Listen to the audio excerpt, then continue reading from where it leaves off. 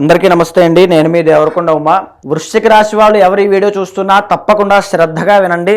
ఎందుకు అని అంటే మే 15వ తారీఖు తర్వాత మారేటువంటి గురుగ్రహ సంచారం వృషభంలోంచి మిథునంలోకి వెళ్ళడం మూలాన అది మీకు 8వ స్థానం అవ్వడం మూలాన అష్టమంలోకి వెళ్ళేటువంటి గురుగ్రహ సంచారము మీకు దోషప్రదమై మీ కెరీర్లోనూ మీ యొక్క ఇన్కమ్ మీద, మీ ఫ్లో ఆఫ్ మనీ మీద, మీ ఫైనాన్షియల్ ఇష్యూస్ మీద ఎక్కువగా ప్రభావితం అవ్వచ్చు.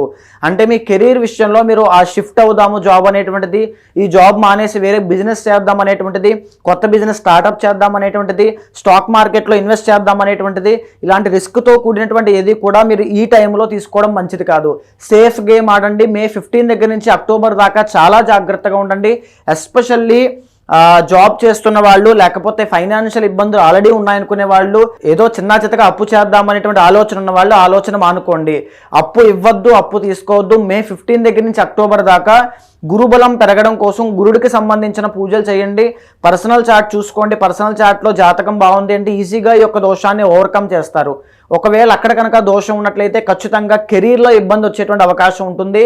ప్రతి నిత్యము శివుడికి ఆరాధన చేయడము, నవగ్రహ ప్రదక్షిణ చేయడము, ప్రతి గురువారము శనగలు దానంగా ఇవ్వడం లాంటివి చేయడం వల్ల మరిన్ని శుభ ఫలితాలు ఖచ్చితంగా చూస్తారు.